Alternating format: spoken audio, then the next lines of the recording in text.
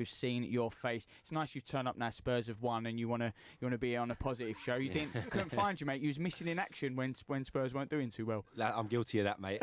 Glory hunter. Here I am, Tottenham Hotspur fan.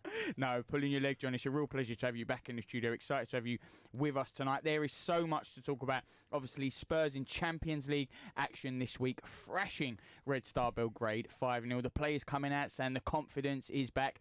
Is it back? How long will it last? Because we know those those tough away trips to Liverpool and Everton coming very, very soon. We're going to be looking at that game, taking your listener questions as well, because you're a big part of the Last Word on Spurs. So we're going to try to get through as many of those as possible. But we have to start at the top. And before we look at that Liverpool game later, we'll be joined by comedian Bobby Murdoch. You can get involved. Tweet us at Love Sport Radio or call us 0208 70 20 558. You know we want to hear from you. You normally ring us, you join in, have your say on the game, and you can. We look forward to that. Let's start with the game on Tuesday, 5-0. A brilliant performance, a 5-star performance. John, what did you make of it? Yeah, I was really, really pleased to see us come back, and that was the original Tottenham that we've seen over the last 3, 4, 5 years. It was a really impressive, powerful performance of good pressing. I was really actually delighted with the team lineup as soon as I saw that 11 come through, and I saw the likes of Danny Rose, Toby Alderweireld and Christian Eriksen actually being left out. Eriksen, although he appeared on the bench.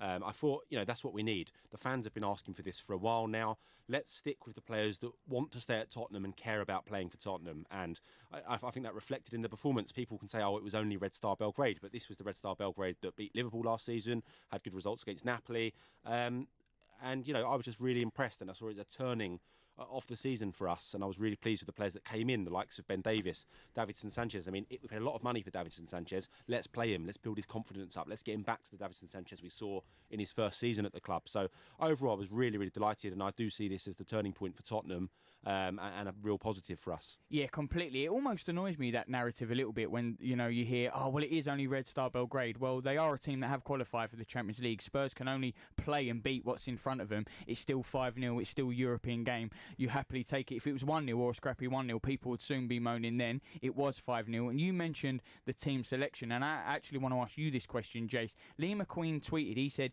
is it a coincidence that the contract rebels are not in the team and we get a performance like that? It might be a little bit of a coincidence. It was a much better team selection for me. I got it. I really get it now.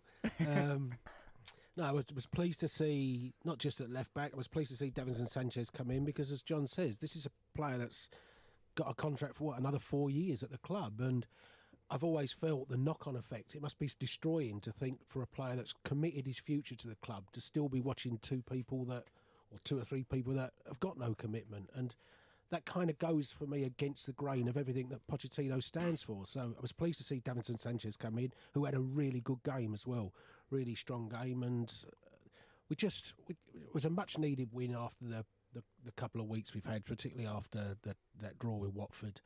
But I wouldn't say we've turned the corner yet, unlike John. I think there's a few tough tasks to come before I'm convinced we've turned the corner. Yeah, I'll get to those questions later, of course we will. But let's talk about the result, because it was such a positive one. But Ricky, on last week's show, you said to me, I think the manager needed a result. It was important for him to get that result. All right, it didn't come on the weekend against Watford. It did come in the Champions League. How pleased were you?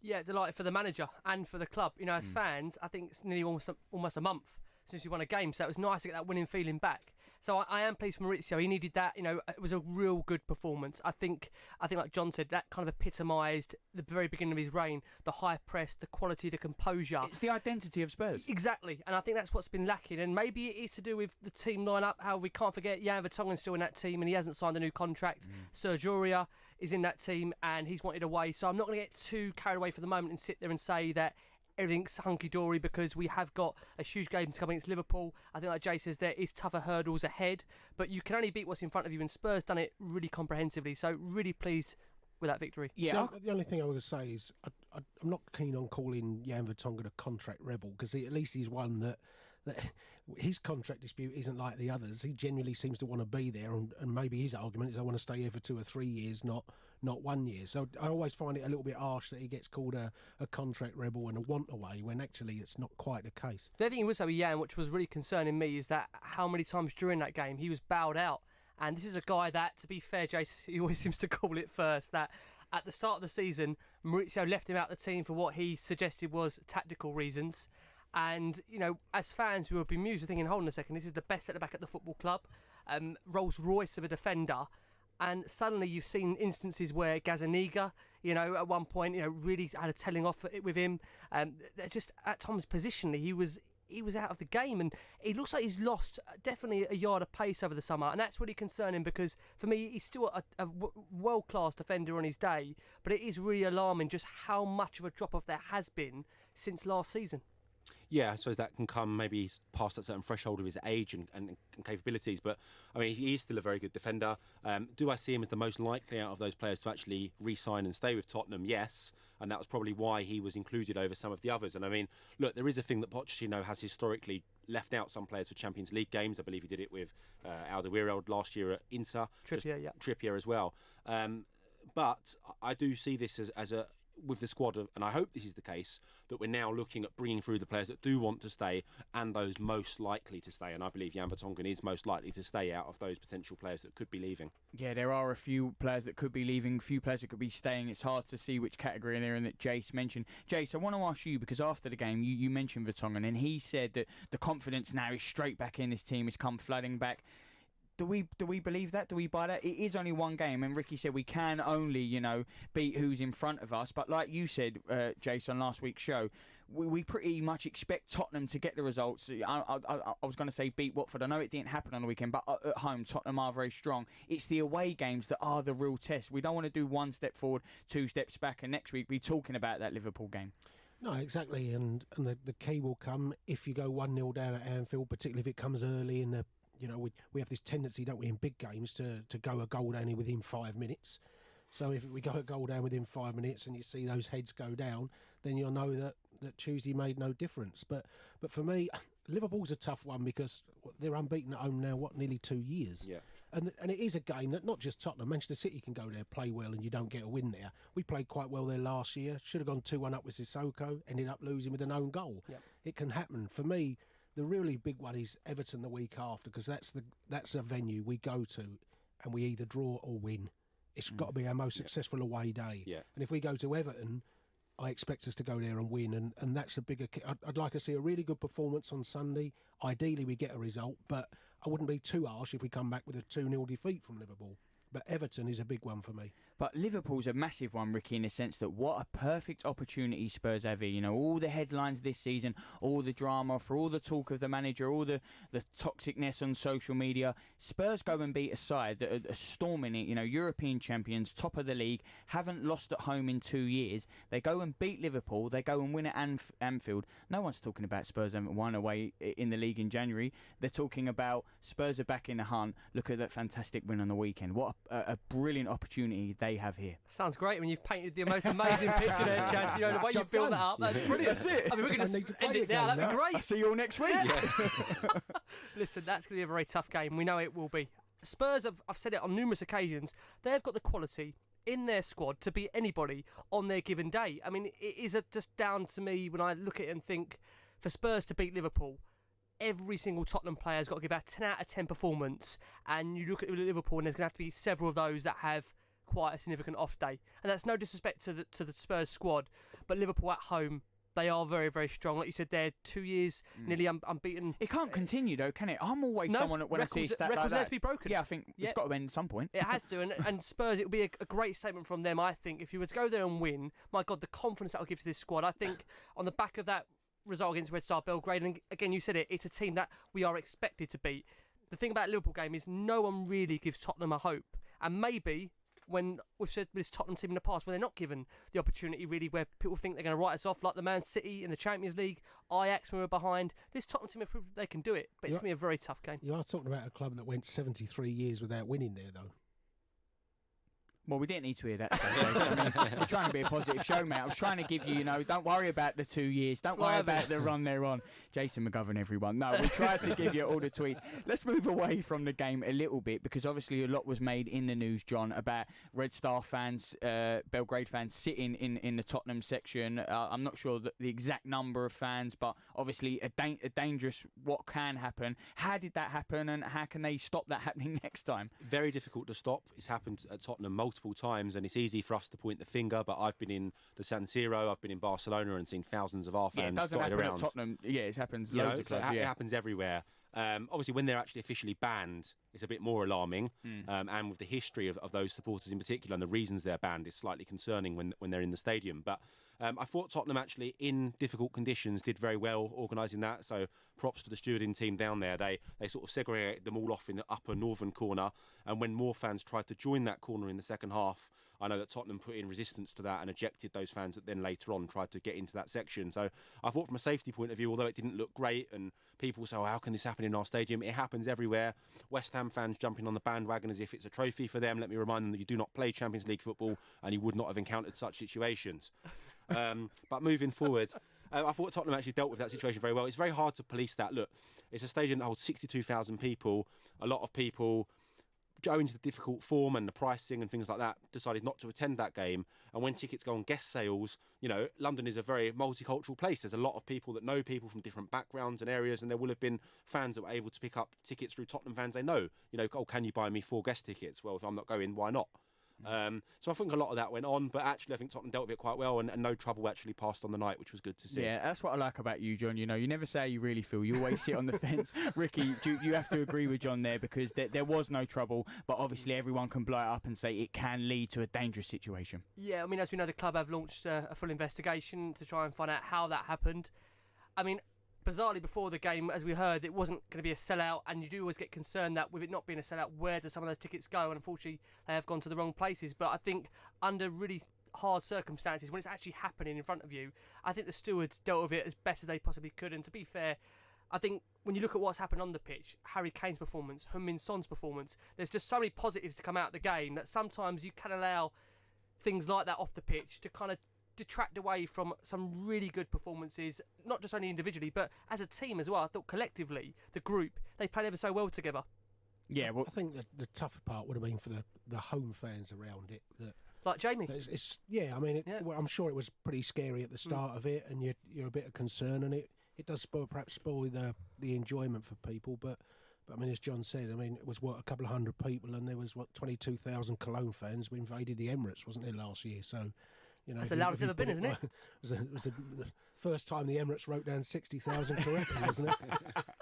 Well, we are talking about the Red Star Belgrade fans, the game, and how positive that performance was from the team as a team and the individual performance. We're going to be talking all about that. What did you make of the game and the fans in the stadium? Tweet us and let us know at Love Sport Radio or call us 0208 70 20 558 because we're going to talk about those star turns next. Giving your team the coverage they deserve. Love Sport Radio. Are you being fobbed off by a company? Are they letting you down? And are your complaints falling on deaf ears? We can help you out. Come to aspokesmansaid.com and we will give you a voice and a platform to raise your complaints. As recommended in the Daily Telegraph, aspokesmansaid.com. Fighting for you, saving you money. You all right, mate? Yeah, I'm fine. Yeah? Really? It's just, there's a massive grizzly bear sitting on you. You sure you're okay? Well, now that you mention it, sometimes we say we're fine when we're not. But with 1 in 4 experiencing a mental health problem, if your mate says he's fine, he might not be. Be in your mate's corner and ask twice. Time to change. You're in leakage, you're in leakage. You're in leakage, you're in leakage. You're in leakage. You're in leakage, you're in leakage. Tenna men. Cage. Pants and pads. You're discreet. leak. Masculine. You're in. Secure absorption zone. Buy online or in shops. You're in. Tenna men. Keep control. You're in. No. Get ready for Brexit on the 31st of October. Find out what you need to do to prepare at gov.uk/Brexit. Exercise. It doesn't have to mean Lycra or a fancy gym membership. All you need is 10 minutes and you. Because a regular 10-minute brisk walk is a great way to get more active. Whether that's walking to the shops or getting off the bus to stop early. Picking up the pace and getting your heart pumping can make a real difference to your health. So, to see how much brisk walking you're doing and how you can fit more into your day, download the free Active 10 app, because there's only one you. I love my brother. We do fun things like playing together. I like having hugs with Freddie. Freddie gives the best hugs. Freddie used to be very poorly, and the doctor said he might need a new liver. Then one day, a very nice person gave their liver to Freddie. It was amazing. We were so happy. Now he's around to give me more hugs than ever. Tell your family you want to save lives. To find out more, visit organdonation.nhs.uk. Love sport. You're listening to the Spurs Fan Show on Love Sport Radio with me, Charlie Hawkins. I'm joined in the studio with the last word on Spurs, Ricky Sachs, John Wenham and Jason McGovern. We're talking everything from the game this week, the 5-star performance, the 5 goals, that brilliant team performance, and obviously we'll look at the game on the weekend, the massive one against Liverpool. But we wanted to hear from you because we want you to tweet us at Love Sport Radio or call us on 0208 70 20 558, and that's exactly what you've done because Shubin has called into the studio. Thank you so much for giving us a little bit of your time. How pleased were you with the performance this week? Are you talking about the 5-0 or the 9-2 got by the kids? They were both amazing. Well, let's talk about both of them. I know John will be pleased to hear that. Yep. Well, with the 9-2, I must have done Troy Parrott. I couldn't really, obviously BT, you can't really see that much, but he just seemed to hit. He didn't even look at the goal. He knew where it was, and bam, it was in. Bam, it was in. And then even one of his goals was like one of the Harry Kane goal against Leicester. And I was wondering what you think might happen for him in January. Are they going to try and get him, proper men's football for him? Because the kid just seems to know. He's like Clive Allen. He just knows where the frame is, knows where the goalkeeper is before he's even hit the ball. He seems to know. Yeah, I'm really pleased you mentioned this, Shubin, actually, because I thought he was absolutely excellent in the game. He just sort of knows where those whites of the goal are, doesn't he? He's got such an instinct, and as you said, he scored that, I believe it was his second goal that was very similar to Harry Kane's goal at Leicester, which was just marvellous. He looks a real prospect. I know everyone thinks really highly of him at Tottenham, and his senior Ireland call-up isn't far away. It's unfortunate we went out of the Carabao Cup, because obviously he did get that start at Colchester, and had we had another Carabao Cup game coming up next week, he would have featured in that as well. So that is disappointing. We don't have that opportunity afforded to him, but he is training every day with the first team at Tottenham Hotspur. He's learning from Harry Kane. But I agree with your point. Would I rather he was out playing proper men's football? Yes, I would. So I think there'll probably be championship clubs even looking at him in January because his numbers are so impressive. So hopefully something comes off for Troy in January, and he looks like being a future star. Would you sooner him be out on loan or be on the bench? It's a good question, because if he was on the bench, we'd have the option to bring him on. But once you're in Pochettino's cycle where you're in the first team, but you don't play any youth football at all, it's not something I agree with, and the likes of Carl Walker-Peters and Oliver Skip are now suffering from that.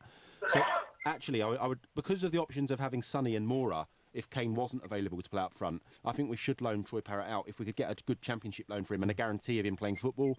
Top of my head, somewhere like QPR would be good for him under Warburton. Just not Leeds. I don't want to help out Leeds with anything at the moment. Shubin, what else did you make of the performance? Because obviously Vertonghen, we've been talking about, he said, the team are now, the confidence has fully come back 100%. Where it needs to, it's a tricky tie on the weekend against Liverpool. Do you believe the confidence is back? Can this be the catalyst and spark the rest of the season? Well, I think that really stood out for me, also the goal, but I think it was Paolo Gazzaniga shouting at Jan Vertonghen. And it was just like, that shows real confidence in, because obviously Jan's a senior player, and he's like, Jan, you're not doing what you need to. And I think the manager can say at half-time, you're not doing this, or pre-game or post-game. But for those 90 minutes, you need those players holding each other to account. And obviously, when you win 5-0, maybe it's a bit easier to do that. But, that's not impressive. And hopefully, we'll need that on Sunday, because Liverpool, I don't know, it's a weird thing, because their first 11 is amazing. But if you look beyond their first 11, I'm not too like, oh my God, they've got that guy on the bench, that guy on the bench. Their first 11 is amazing. But in terms of depth, I don't think they've got the best depth compared to, other clubs. Maybe I'm wrong, but I know I'll be foreseeing my words. But No. I don't think it's Jordan Henderson. Oh my God, he's a real baller, or without them, they're good players. But you're not thinking, oh my God, Real Madrid are going to be like, lining up the checkbook for those two guys. Yeah, Shubin, I completely agree. It's weird because Liverpool are at the top, but I just think they're very vulnerable. I think they're due a defeat. Let's put it that way, and it could come on the weekend. Shubin, thank you so much for calling in tonight. We really appreciate your views. Let's talk about those 5-star performances. We have to mention Captain Fantastic. I know he's not captain yet, but we're calling him that obviously a few times on this show. Let's talk about Harry Kane, Ricky, because superb. Yeah, I mean, like I say, when you want someone to step up, a leader on the pitch, leader off it, Harry Kane, whatever it is, Champions League-wise, his record in it's phenomenal. And, some of his finishing as well. I think people said, has Harry not started the season well? Well, he's already, I think, 15, 16 goals already for Harry Kane, and we're only in October. So, for me, I think he's been magnificent. And under difficult circumstances as well, it can be very, very easy where you have got a dressing room that maybe not everyone is pulling in the same direction. That's not easy as a player. And I'm delighted with Harry Kane's contribution. To cut the goals, Sonny was superb. And for me, Tungan Dembele, I know there was an argument maybe at the start of the season that he hasn't quite found his feet. I know, Jace, fitness-wise, there's still maybe some concerns there. But, I mean, this guy, I think once he gets a full season under his belt, I think he's going to be a wonderful player for our club. I think the way he interlinks play together, his precision of passing is just absolutely phenomenal. His eye for it. And a lot of it first time. Dead eye of a needle of a ball. I just think, he's going to be a wonderful player. And I said it on one of your interviews during the week that for me, that transfer fee of 63, 65 million, I do honestly believe in a couple of years that will just be a snip. Yeah. I think for what he's worth.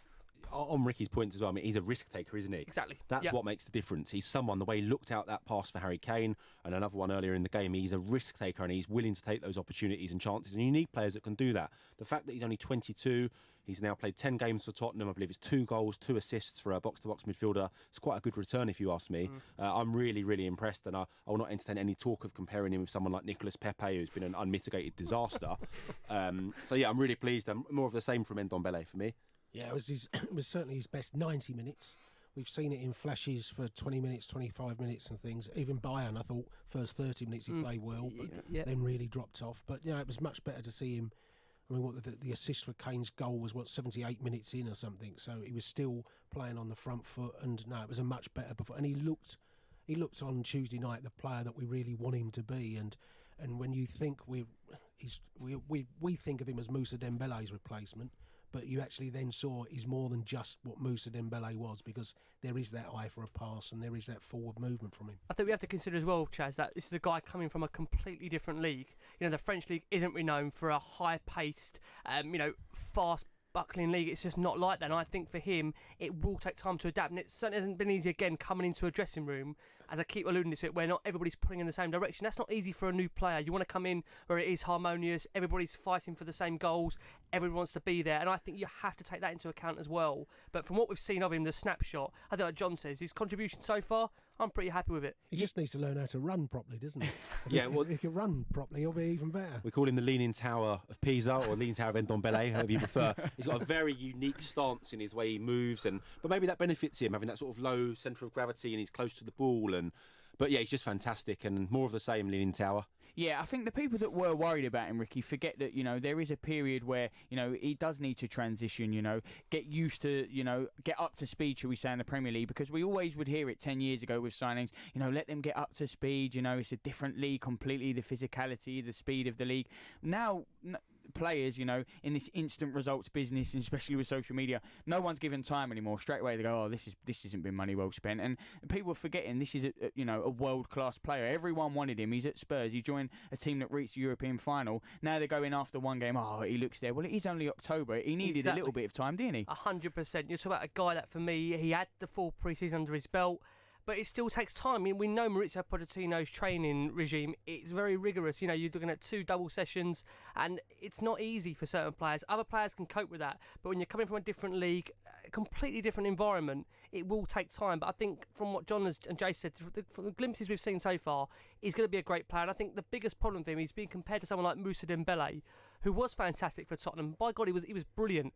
He didn't get many goals though in his game, Moussa Dembele. Don't get me wrong, he's a fantastic player. In terms of retaining the ball, driving Tottenham forward. But Ndombele has the opportunity, and I think the way he plays, he could be even more than what Ndombele brought to Tottenham. Well, we're only a short amount of time in. One player we've not mentioned at all, and I think it's fair that we do, Lamela, because, you know, there's been difference of opinion definitely over the past few seasons as a Spurs player already this season, but 2 assists on the night, Jason. How pleased were you with that performance?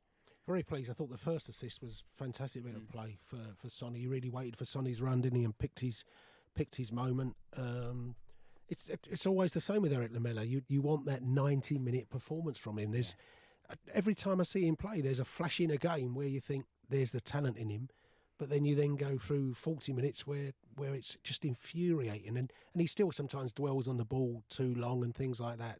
I don't think he'll ever be 100% convincing for Tottenham, but it was his 200th appearance. Yeah. I was surprised it was up to 200, and it was just, how many goals has he now got? I think he's gone beyond Rafa van der Vaart and things like that on the number of goals, which again surprised me, because you don't think of that many Lamela goals. So he had a good game. Do you know what I think with Lamela, for me, I feel very sorry for him, because the minute he came to the club, he was going to be compared to Gareth Bale, because Gareth Bale was going out and he was seen as the next hire to the throne. He was meant to be coming in with a massive price tag. With that, obviously a lot of pressure on him to try and perform like Gareth Bale. He certainly isn't Gareth Bale. It's no disrespect to him, but I think this season it's different been types of players. Different types of players. It's been his best start to the season. And Lamela, for what he may lack in quality, I think, my God, he gives you it in effort and commitment. I think the way he does, you know, he really does emphasise that high pressing game that Pochettino loves, and I think that's why we see him selected in the Champions League games over maybe Lucas Moura and Heung-min Son. It's because Pochettino knows he's going to press, and that's an ultimate demand on Mauricio Pochettino's game. You want it to last the season, though, don't you? Not just a couple of months with Lamela. It's got to reach the whole season, where he puts a genuinely real season together. Yeah, one thing on Lamela's performance, not to put a downer on it, was he could have had 4 goals in that game. There was 3 fantastic chances. There was the one where he did sort of a come-cross shot. I couldn't believe he didn't put that in the bottom corner. And then he actually scored the hardest of the 4. But no, it's great to see him actually getting in those advanced positions and seeing us create multiple opportunities, because if you look at the stats, this year we've been creating far less than we ever have done before under Pochettino, and evidently our results haven't been as good. So if you keep creating chances, you will eventually get there and get those goals. And, you know, Eric Lamela started the season really well and deserves his place in the starting 11, and I hope to see him start on Sunday as well. Completely agree. Well, do you agree with John and the team? Because you can tweet us at Love Sport Radio or call us on 0208 70 20 558. Next up, though, we are hearing from you because it's the listener questions. This is Love Sport. You're in leakage, you're in leakage. You're in leakage, you're in leakage. You're in leakage. You're in leakage, you're in leakage. Tenna men. Pants and pads. You're discreet. Masculine. You're secure absorption zone. Buy online or in shops. You're in Tenna men. Keep control. You're in? No. Get ready for Brexit on the 31st of October. Find out what you need to do to prepare at gov.uk/Brexit. Can you save money on your car insurance? Chris did, with a little help from a spokesmansaid.com. Getting real people, real savings. I'm Chris from Leicestershire, a truck driver. I went on a spokesman set, which was very straightforward and easy to use for an old git like myself, and saved over £300 on my car insurance. Find quotes from over 100 leading insurance providers at a spokesmansaid.com. Fighting for you, saving you money. When your kids are ill, you just want to help them feel better. But you don't always need antibiotics. Get advice from your local pharmacy or search NHS Choices. If you're driving on a motorway and you see a red X sign overhead, you need to change lanes safely. Driving in a red X lane is an offence. Red X's are there for a reason, to protect you and others from danger. The lane may be blocked by a broken down vehicle or road workers, or the lane may be needed for the emergency services. So if you see a red X, change lanes safely. Highways England, connecting the country. Love Sport Breakfast with Richard Lee and Patrick Christys. What I loved about that whole incident, don't consider apologising, just make it known that, no, actually, I'm right. We should be spying on each other. Yeah. And then you kind of question yourself, like, maybe he's right. We should be out there doing really bad things. I don't know. There's some life advice there from Richard Lee. You know what? Just do it. Just whatever's going on in your head now, just do it. Just do it. What's the worst that could happen? Take the Bielsa line. That's what I say. Can you imagine, though, like being Leeds' press officer? Because obviously Bielsa is crackers. Yeah. Is he like, oh, I've got a press conference.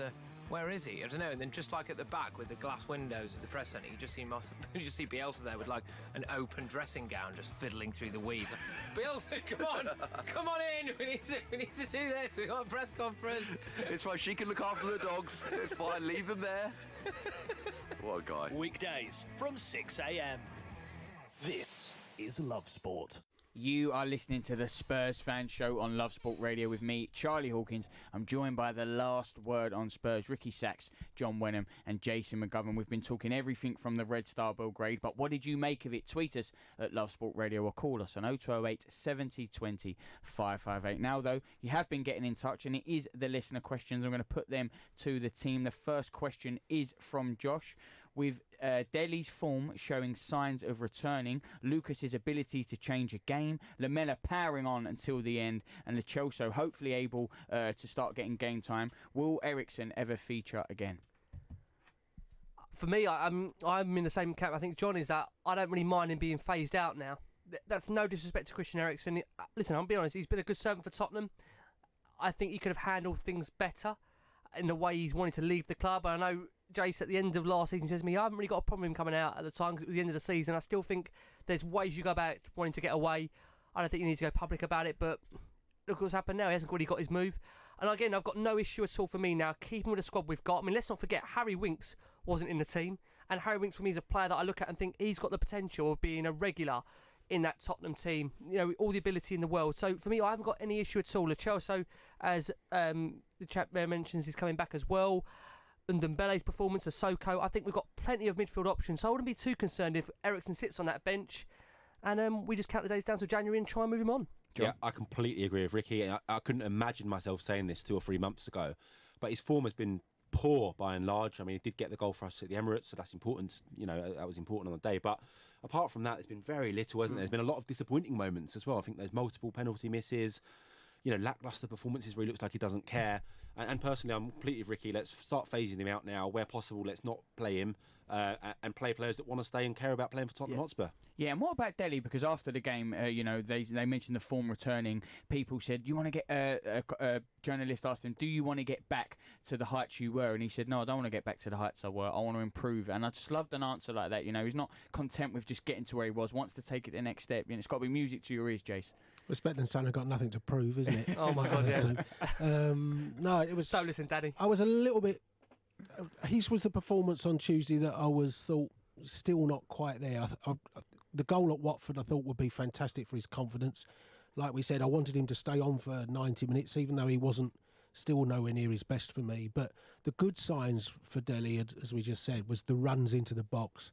The number of one of the goals you could see him bursting right through the middle into the centre forwards position. And I do believe if Delhi can start making those runs and getting in there, freed up about having to worry too much defensively at the moment, I think 4-2-3-1 really suits Delhi because then he's not too deep in diamond formations and things. Get him in the box, the goals will flow, and with that, the confidence will come back. Well, this next question's from Darren. This is an interesting one. It says, was this one of those days where clearly Amazon were at the game, hence our sudden ability to pass the ball, defend and score goals? Surely this isn't coincidence. No, I think that's more of a case that we're playing Red Star Belgrade. I wouldn't get too carried away. Listen, let's make it be known, Amazon have been there since game one as well. I think, again, we have to emphasise the point that we can only beat what's in front of us. I think we know there's tougher challenges ahead, but for that, you know, you have to say that I think it was a complete performance. You know, we were looking, as we said beforehand, saying Pochettino needs this result. I think as supporters, it's a horrible feeling to keep coming on shows, not talk about a win. It's so nice to actually be coming on, talking about a win. I can't tell you, it's so nice as a fan to not have to keep looking at the negatives. So I'm just pleased that we are back to some kind of, you know, winning way, and time will tell just how much that message is synced in when Liverpool, obviously we've got them at the weekend, but so many positive performances. I think, like I say, Davinson Sanchez for me at the back, I think he's really going to be an incredible player. I know there's been a lot of stick that's gone Davinson's way, but you have to remember this guy is still so young, and he hasn't had at any point really a stable centre-back alongside him. It's always been Vertonghen, or then it's been Alderweireld, it's a back three. And I think the opportunity now, where we know we're not going to be having those centre-backs around him long-term, the likes of Vertonghen, Alderweireld, it now is really a case that he has to be playing for me every single week alongside someone that he knows is going to be long-term to start building an actual foundation at the back. I think Tottenham need, in some way, to rediscover an identity of having a back four that's going to be in place long-term. And until we look at that situation in January, it is a concern, but we're going to get there. Completely. The next question from Martin Dolan says, do you think the manager will keep faith with the 11 who started, or will Winks, Rose and Alderweireld be restored on the weekend? It's really interesting, and I think that will tell a lot about where we actually are with the squad when we see that team line-up come through at around 3:30 on Sunday. I hope, personally, that we start with the same 11 that started that game on Tuesday night. Harry Winks would be the one exception who may come in, and I'm not sure too many fans would disagree with that, because they see him as a player's player, someone that links up the play. And at a game like Anfield, where you're going to be under high intensity, he can actually hold the ball, spray around some passes and keep possession for you. But I would personally love to see actually the same 11 start, and those players that don't want to play for Tottenham Hotspur, phase them out. Well, maybe they've deserved it. Jace, what do you make of it? It wouldn't surprise me if Toby comes in for Jan as well. That might be the other one, but that means Sanchez or Toby having to play on the left-hand side, which I don't think ever works as comfortably. When Sanchez were at his best, he was on the right, and Vertonghen, prime Vertonghen, was on the left, and that worked always better than seeing him with Toby. But I wouldn't mind betting Toby comes in for Jan as well. There was one surprise for me that we didn't see Juan Foyth play, because he's come back from injury, hasn't really featured yet. This is meant to be the guy that we're led to believe Pochettino's going to use him as a right back. Still kept faith with Aurier. I am surprised that we haven't yet seen Juan Foyth play. I just wonder, is that up his sleeve? Maybe Aurier against Mane. Ooh. It's got crime watch written all over it. Well, it's got penalties and things all written all over it. We'll get into that Liverpool preview a little bit more later in the show. Just want to get onto this question from Dave Wakeman. It says, can this lineup now be stable over the next few months? Would it be pointless the manager shuffling the deck against Liverpool? I know it's similar to the last question, but he's saying, let's stick with it. Why not for the next few a run in the season anyway, Jace? Yeah, I'd like the side on Tuesday night. Can you go and play that way at Liverpool, the way they are, or does Pochettino be brave and say, look, that's how we're going to go there and play, and we'll try and take them on toe to toe? Because if we sit deep against them and try and hang on, then invariably we'll come. I mean, we got lucky with the draw at Man City in that way, didn't we? You can't have 35 shots at your goal and only have 2 yourself and expect to draw a game. So it wouldn't surprise me if Winks comes on, because they might think he'll handle that pressing a little bit more, and it wouldn't surprise me if you've got those three central midfielders in. But whether that's Dele who misses out or whether Lamela misses out, I don't know. It'll be harsh on either of them. It's really interesting, actually. I think back to last year's game at Anfield, and I spoke to a lot of Liverpool fans who said absolutely no one had gone up to Anfield and sort of outmanoeuvred them in a second half like we did that day, and we should have gone on and won that game, and the chance did open itself to win the game. It was just the unfortunate series of events that took place to see us leave with nothing. Liverpool do, and they'll admit this, their midfield is quite laboured. So you look at who's likely to start that game, we're looking at Henderson, maybe Fabinho, Keita could come in, Lallana, Oxlade-Chamberlain got his goal the other night. They're a bit, and Milner as well, so they're a bit laboured. And with Sissoko, Ndombele's pace and power, along with Winks holding the ball and spraying the passes out, that could be an area where Tottenham are going to be very successful on Sunday. Who would you leave out for Winks? It's a great question. I'm going to have to put on the spot, go with Dele Alli. Well, Jace, you've got a fan, because Michael Bennett has tweeted. It says, I would rip your hand off for a point at Anfield. Everton is the game to focus on. We have to get a result there. They're struggling, but we get good results at that stadium. It's a very good hunting ground for us. The manager, though, has to stick with the team from midweek. This is a must. Yeah, let's not write off Liverpool, though. It's still a great game there, for Tottenham to go there and really upset the odds. Listen, Everton's, I get the understanding of that. The Everton game, we're expected to go there and get a result because of previous form, but Spurs have shown the ability, as I keep saying, they can beat anybody on their day, and Liverpool won't fancy coming up against the likes of Harry Kane, Dele Alli, Heung-min Son. You look at Tottenham's bench, Lucas Moura at the moment can't get on, and Jason, we spoke about it during the break, and it's definitely worth bringing to air that I think we are concerned that Lucas Moura's maybe best bits at Tottenham have been individual moments. We've seen the way that Harry Kane, Heung-min Son, Dele Alli link up. we're struggling to kind of think about where we've seen the interplay, the interchange with Kane, Son, Moura. It just hasn't really worked. Do we feel that will in the end become a thing, or are we just concerned it won't? I don't know. I mean, I've said it for quite a time, haven't I? When people keep saying, "Why isn't Lucas Moura playing?" and that's the problem. It just doesn't look fluent with him on the pitch in that side. Lucas Moura's performances in those games has been pretty good in the games the impact games, the Man United games, the obviously the Ajax one, but those so many games that he scored big goals in, but that the overall performance up front tends not to be as good. And the movement of Son, Dele, Kane, and the way that you can pass without, I mean, they can read each other's space. They know where the ball's going to come. They know when to make the run. But I mean, the Kane Lucas Moura thing for me. When I looked back at the Watford game, I think there was only 2 completed passes between those 2 players, all in the 65 minutes Lucas was on for. And yet you see how often Son and Kane will pass to each other. Big difference. Well, we've had another tweet. We're saying we're mentioning the confidence coming back into the team in what has not been the best of seasons so far. Forget the result. We need to lock in the performance and confidence from the game this midweek. That's why we should stick with the team if we're talking confidence. Is that fair? It is fair, but I mean, we know Maurizio Pochettino well, and he does like to shuffle his pack. I think it's very unlikely he's going to stick with the same team, John. I don't know about you. I just don't see him. It's a really big talking point. Obviously, everyone getting in touch on that. We appreciate it. But everyone, obviously, with one eye on the game on the weekend, when you do get a 5-0, I know we keep saying Red Star Belgrade is so difficult. When you win 5-0, everyone says, okay, just pick the same team. But you're picking the same team against a different opposition with different qualities. You have to bear that in mind. If he picks the same team on the weekend, he doesn't change it, and Liverpool get a result, everyone says, well, why didn't he change it? They get, we don't have the benefit of hindsight. Well, this is the problem, Jace. Yeah, what I find interesting is I think a lot of Tottenham fans would say, even if we go up to Liverpool and lose, but put in a semi-decent performance and players show that they care and they're passionate and they battle for every ball, I think fans will be quite content with that. Well, Danny Rose would do that. He gets it, John. I'll let Jason answer that. That was a joke. Jason, he's left the studio. We appreciate your listener questions. Next, I'm going to put a few more questions to the game. Giving your team a voice. Love Sport Radio. Follow @Love Sport Radio on Twitter for all the latest news, views, competitions, and the best bits from your favourite station. Love Sport, the station giving fans a voice. You all right, mate? Yeah, I'm fine. Yeah? Really?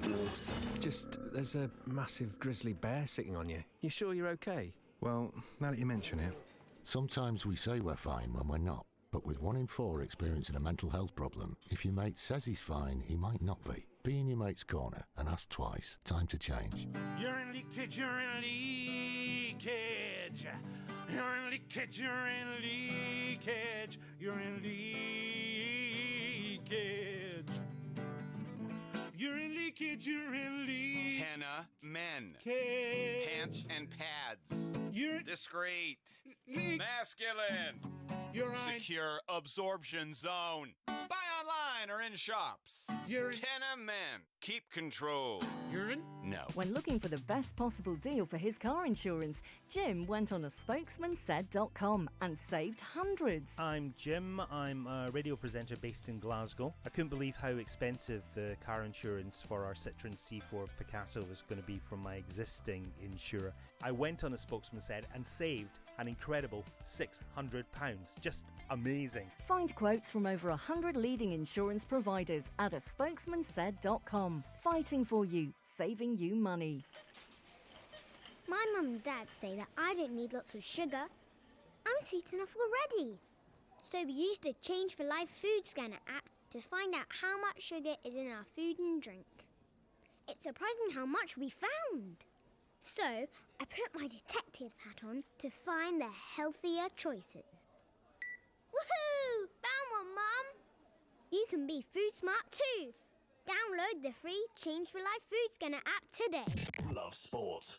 You're listening to the Spurs Fan Show on Love Sport Radio with me, Charlie Hawkins. I'm joined by the last word on Spurs, Ricky Sachs, John Wenham and Jason McGovern. We're talking everything from the game, the players, that 5-star performance. Can they carry that into the weekend because they face Liverpool, and will they change that team? It's been raising a big debate this evening, and what do you think of it? Tweet us at Love Sport Radio or call us on 0208 70 20 558. A quick question though, because we're talking players and contracts. Roy Keane made a I say off the hand comment this week. He just says what he says what he thinks. He doesn't care who he offends. He just said, Man United, simple, let's just go out and get Kane. Don't care, just go out and get him. That's what Man United do. That may have been true of the past. I'm not sure how it would happen now. But you as Tottenham fans, I know you don't want to hear this, but I found it a little bit disrespectful. Ricky, what did you make of it? Roy Keane's one of those outspoken pundits out there, so he's not going to really care who he offends, especially Tottenham fans. I mean, he's the guy that said, come on, lads, it's Tottenham. For me, Harry Kane, listen, he wants to win trophies. I think as a Tottenham boy, you want to win them at Tottenham. I think it would mean everything to him to win them at this football club. And he's got a big decision to make. I think he'll look at it in the summer and he will think to himself, okay, is the club going in the same direction I want to go? He's not getting any younger. And as fans, we want trophies. As fans, we want to see the team continue to grow, compete for the Premier League, compete for the Champions League. And I want to believe that the club can match his aspirations and his ambitions. We were, let's be honest, at the start of the season going into it, we generally, I think, believed after the back of reaching the Champions League final, the next step was to try and challenge Liverpool, Man City. It hasn't worked out that way, I think, because this rebuild has got in the way of that. But I think Harry Kane, when he looks at the clubs around that he could join, I don't see anything right now that would scream, why would you leave Tottenham for Man United, given who the manager is, where they're going. They don't seem to me to have any more of a plan than Tottenham have got at the moment. Yeah, I mean, look, I don't see it as that outspoken or rude that Roy Keane would say, oh, they should go out and buy him. Well, yeah, they should if they could. He would instantly be their best player. You're talking about a guaranteed Premier League goal scorer and Champions League goal scorer. So, yeah, I'd expect every club in the world would want Harry Kane. No, but more in the way he just went, just go and get him. Oh, yeah, because he's come from Man United. He was a captain at Man United, and he's got that Man United arrogance about him that they had and rightfully had 10, 15 years ago. But the times have moved on, Roy, and, you're not at the top table anymore, son. So, times John are different vs. now. Roy Keane next week on Last Word on Spurs. Charity boxing match, let's go. I'll pay box office. That's pound for pound. But serious, I just don't think it's economically viable. What would he cost? 200 million plus. He's got a five-year contract still with Tottenham. Yep. I don't see it happening. I see if Harry Kane does want to leave Tottenham, he'd probably go to Real Madrid or Barcelona. And to be fair to him, for all the service he's given us, he'd probably go with our blessings if he wanted to go to that top level. And I mean a Real Madrid or Barcelona. Not yet. But not yet. Let's win a trophy of Tottenham and let's hopefully do that this season. I think when he talks about trophies, do you really look at Manchester United and think they're capable of winning trophies at the moment? Winning anything. Yeah, it's a good point. Yeah. And, Roy Keane, I think he said, well, Spurs are in a mess, so go and get Harry Kane, without realising Manchester United are in a mess themselves. And I think John's right. I mean, you're probably getting on for 200 million, and Manchester United, if they spend 200 on Kane, how much more will they spend in that transfer window? Because they need more than just Kane.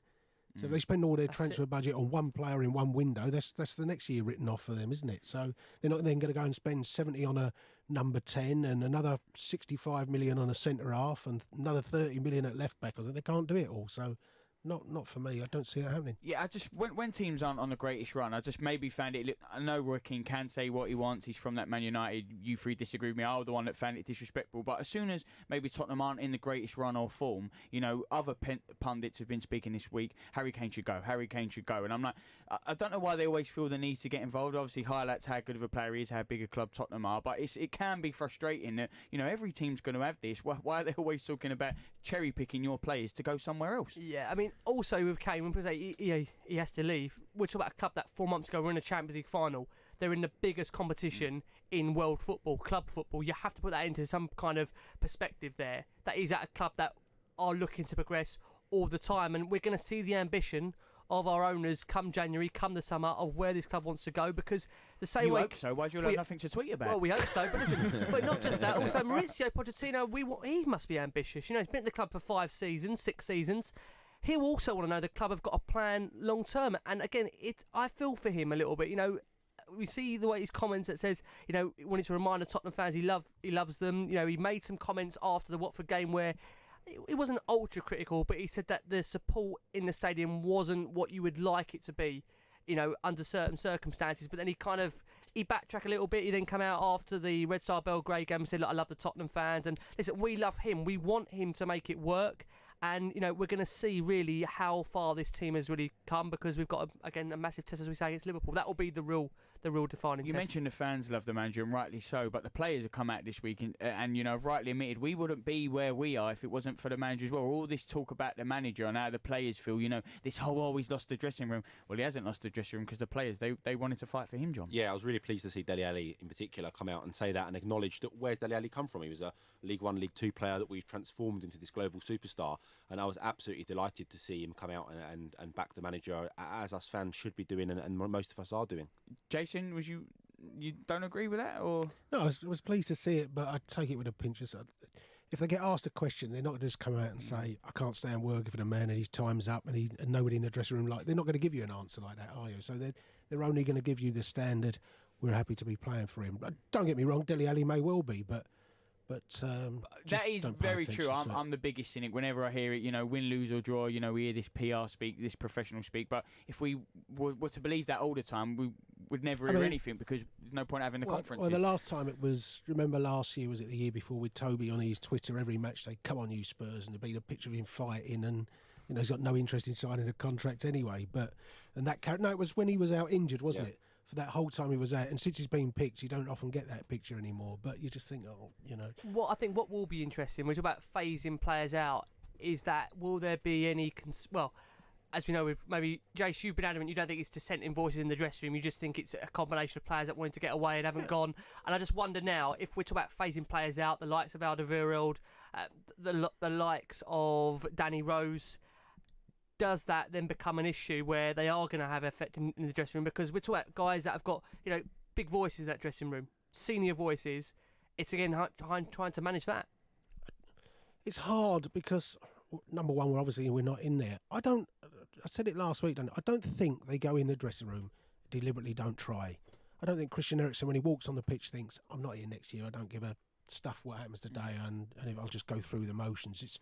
It's not a conscious thing of them. I don't think they're rebels in that way. I don't think they're saying, Harry, why are you staying here? I mean, just leave the club. It's going down a pot or something. I don't think any of that just goes on. It's just that subconscious efforts in training that have dropped that intensity down, and it's that real hunger to put things right.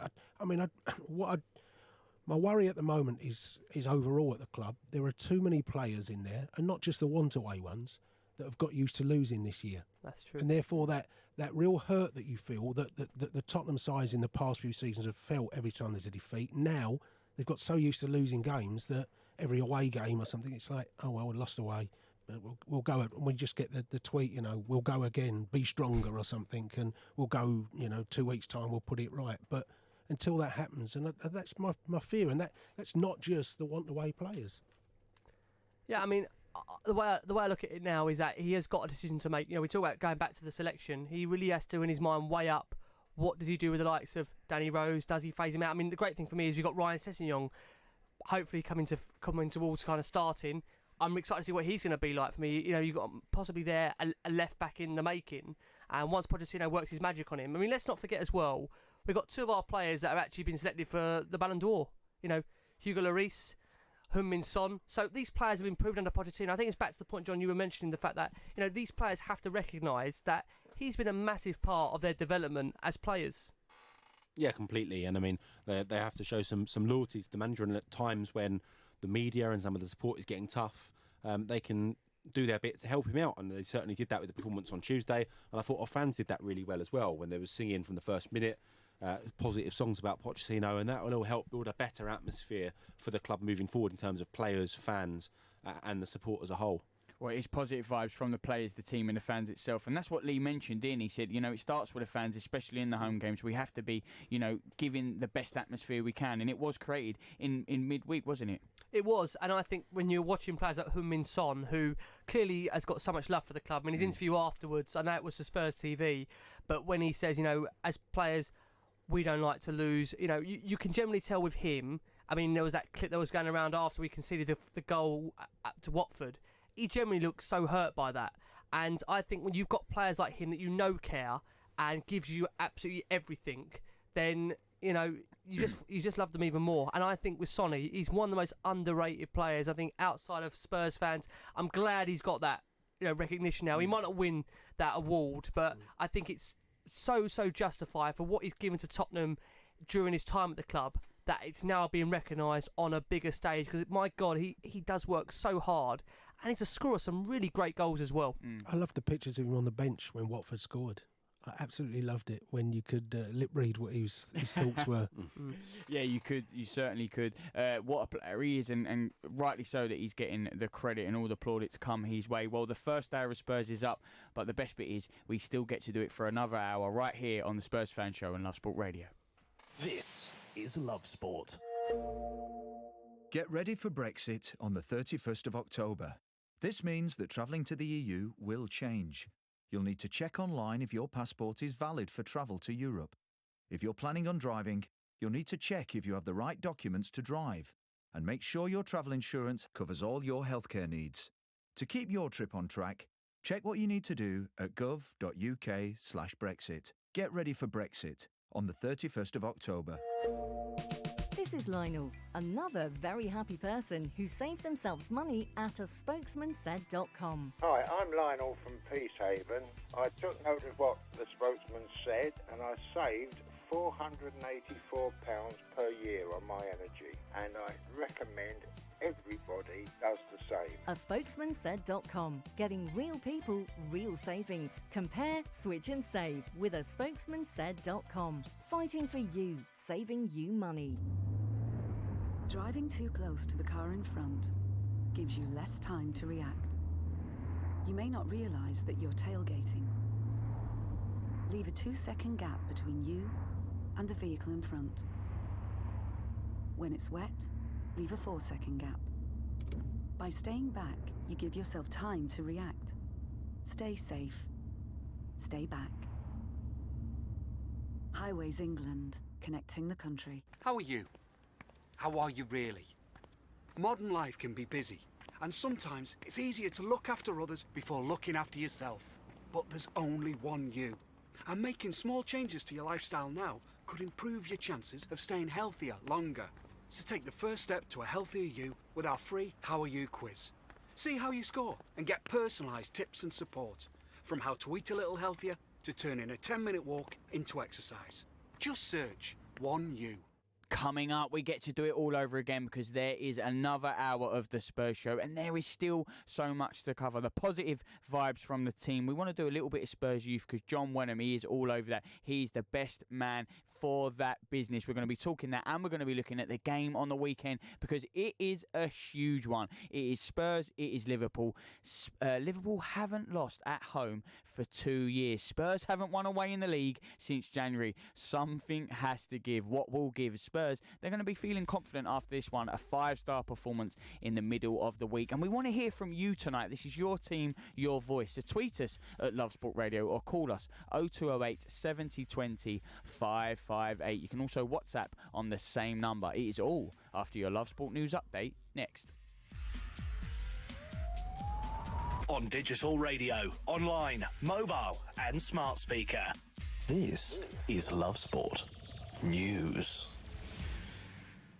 From the Sky News Centre at 8, Boris Johnson has given MPs an ultimatum of backing a general election before Christmas. The way to get Brexit done is, I think, to be reasonable with Parliament and say if they genuinely want more time to study this excellent deal, they can have it, but they have to agree to a general election on December the 12th. The Prime Minister will ask Parliament to vote on a motion on Monday, which would see us going to the polls in 7 weeks' time.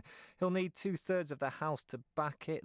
Labour says it will support it as long as a no-deal Brexit is ruled out. A driver arrested after 39 Chinese nationals were found dead in the back of a lorry in Essex remains in custody. Police were given another 24 hours to question the 25-year-old who's from Northern Ireland. A man's been charged with killing 2 teenagers stabbed to death at a house party in Milton Keynes. 21-year-old Charlie Chandler faces 2 counts of murder and 2 of attempted murder following the attacks last Saturday. 1,400 jobs are at risk at the hairdressing chain Supercuts, which is on the brink of collapse. It's thought the firm's 223 salons will continue to trade while searches for a buyer continue. Around 5,000 people with cystic fibrosis in England will now have access to potentially life-saving drugs. The NHS and Vertex Pharmaceuticals have struck a deal for the medicines following a near 4-year row over the price. Rebecca Cosgriff from the Cystic Fibrosis Trust says it's been a long time coming. It's been a really bitter pill to swallow to have a licensed medicine that can improve their health sit on the shelves, ultimately because of an argument on cost. To a lot of people with cystic fibrosis and parents today, it does feel like a dream come true, and it's just a shame they had to fight so hard to get it. Football, there were wins for Manchester United and Wolves in the Europa League games this evening, while Rangers picked up a draw. Arsenal and Celtic are just kicking off in their respective games. That's the latest. I'm Will Rowe. Love Sport Radio, on digital radio, online, mobile and smart speaker. This is the Spurs Fan Show.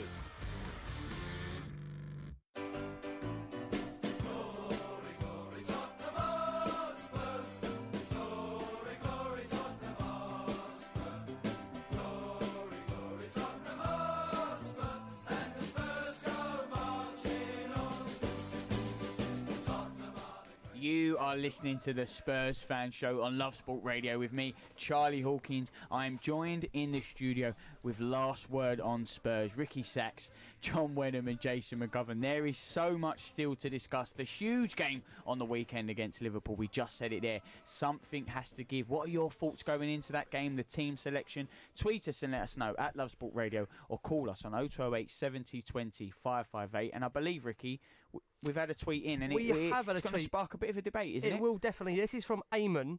I think Eamon's questioned the fact of us wanting to go over 4-2-3-1 at the weekend and opting for Winks in that team.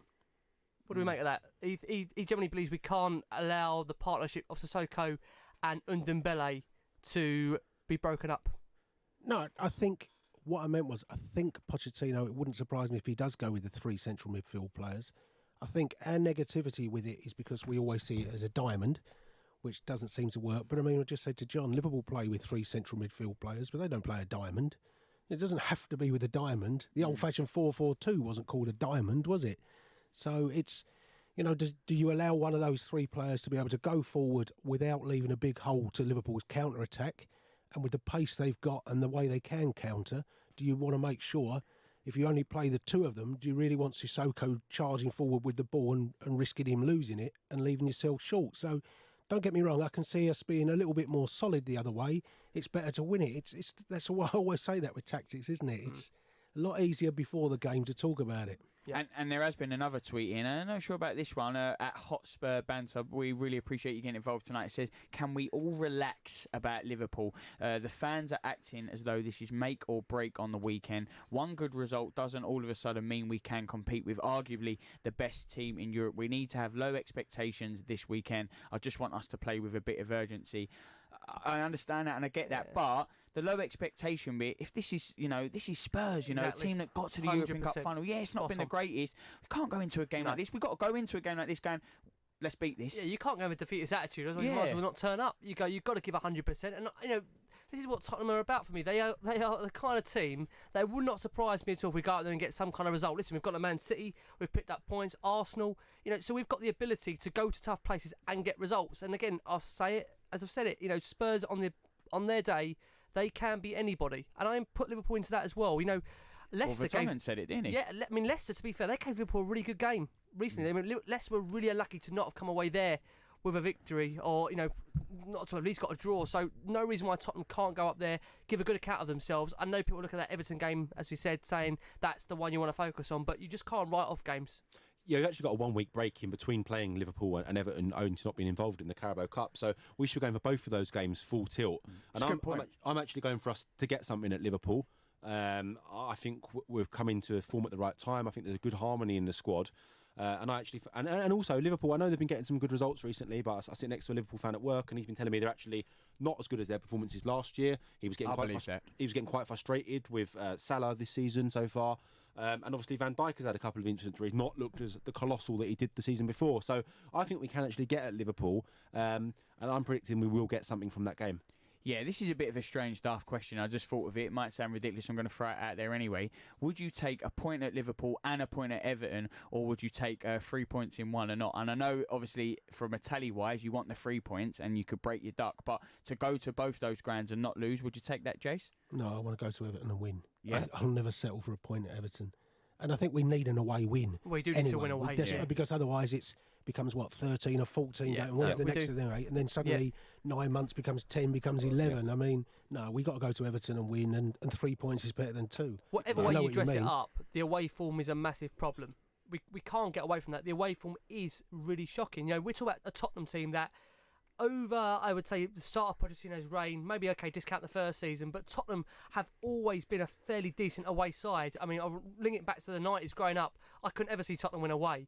But in the Pochettino era, discount maybe that first season, we've been a fabulous away team. We always used to give teams, a really good run for their money. We'd have great away form. That's why this period, this last 12 months or so, it's really unlike Tottenham. We were a team that used to go on the road, counter-attacking team, wouldn't be scared to take it to the opposition, and normally come away with results. That's why this particular period of his reign in terms of the away form is a massive concern.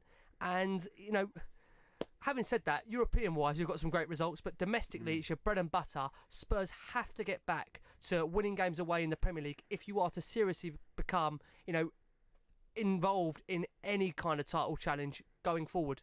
John, you rightly mentioned there that you haven't got a game in the week, so you've got more time to prepare for Everton and be fresh. And also, what people are forgetting is that Tottenham last season didn't start the quickest, started slow, and they went on to reach a European Cup final. Yeah. We could see the same thing happen this year, couldn't we, on both fronts? It might be a big ask to say we'll see ourselves in the European Cup final, but will we certainly push on 100%? I agree with that. And I agree with Jace's point as well. Everton is a game we must be winning. I've seen us play there the last 2 seasons. We scored 9 goals in that time. It's a ground we obviously feel very comfortable on. We've taken our most points at any away ground in the history of the Premier League there at Goodison Park. And I fully expect us to go and win that game. Everton have been poor when I've watched them play this season. I've spent a lot of money. Let's not escape that fact. They've spent more than the 2 teams that competed last year's Champions League final. By far, Everton over the last couple of windows. And it's been extremely disappointing from them. And terrible buys. I expect us to go up there and win. So in answer to the question, would I take the 2 draws? No. I want to get 4 points out of these 2 games. Yeah, I completely understand that. But Everton, maybe they've started to turn their form around. They beat West Ham coming back from the international break. No game's easy, Chaz. No. We're in a league at the moment where anybody can beat anyone. And I wouldn't want to sit here and try and predict this weekend. I mean, there's been stranger things that happen. Spurs do go up there and get a result. Yeah, let's quickly talk about Spurs Youth then, because who better to talk about it than John Wenham, who does join us tonight. Obviously, Troy Parrott furthering his claims, to start for Tottenham. I know we spoke about that with Shubin, who called up earlier, but there does seem to be a real hotbed of talent coming through at the minute, John. Yeah, I was really pleased, actually. And on that game, the key for me was just playing players in their correct positions. We saw the likes of Dennis Serkin come in at left-back, Janil Bennett on a wing-forward position, and just having those players, that they are very good players, don't get me wrong, but having natural players, not having Harvey White farmed out at left-back and having him in a central midfield axis with Jamie Bowden was really exciting to see. And the 11 that started, actually, I could actually see all of them potentially having future careers at Tottenham Hotspur. It was a really, really exciting 11 that went out on the pitch, and that was even missing a few players. So it's looking really good for the academy at the club and the players coming through. I was really pleased for Ryan Mason to get such a big win because he coaches in the UEFA Youth League. So I was really pleased for him as well. But just moving forward, I mean, they had a great result away to Arsenal in the Under-18s League the Saturday before, where Keon Etete got a 94th minute equaliser, and he followed that up with another goal off the substitutes bench. So he's putting pressure on Troy Parrott as well as another youth striker coming through. For Tottenham to spend £200,000 on a youth player was seen as a lot of money, and he was actually our first signing of the summer a few days after the Champions League final. So people naturally thought, oh, Tottenham actually signed someone, but it's this 17-year-old from Notts County. But no, credit to Keon. He's a big lad. He's looking a real player, and I'm really enthusiastic about the season moving forward for the academy, and hopeful a few more of these guys can make their debut in the first team. That's why it's such a shame no Carabao Cup, where maybe potentially a few of these players could have got minutes and started these games, obviously. Yeah, that's a frustration, isn't it? And other clubs get the advantage of Europa League football and that, and you're seeing in fairness to them, you're seeing the benefits with them starting to bring youngsters through. So I was going to ask John, one of the things that I keep seeing come up is when we talk about bringing youth players through, and particularly at the moment, let's get Tanganga in the side, let's get Skip in the side, let's get Parrott in the side, let's get Hart. I mean, the youth side's results overall aren't great. Yep. And so I've seen that as a comment on Twitter, and you obviously see a hell of a lot more. But how can you be plaguing players from the youth teams if they can't even win games at youth level? Yeah, I think Tottenham are more concerned actually with player development than results, and we see that by the often playing players out of position. And that's why I was just amazed that for once we actually played all 11 players in their natural position, and we delivered such an exciting result. Tottenham and John McDermott put a real emphasis on bringing through players and letting them learn multiple divisions, and sometimes that does positions, and that does come at the benefit of results. And we do see some crazy results at that level. You can go and win 4-0 one week and then lose 4-0 the next week against sides. I'll give you an example. The under-23 started the season by going up to Liverpool and beating them 4-0 away. They then beat Man City at home 3-1. And then followed that up by losing 4-0 to Fulham. So it's just a crazy bunch of results. It doesn't correlate with the first team in all instances. But there are some real special talents in that team, and I'm hoping that they can get a chance to perform this season. Well, hopefully they will get that chance to perform. Real special talents in the team. I know it is only October, but a few of the listener questions were asking about the January transfer window. Will the manager stick with this 11?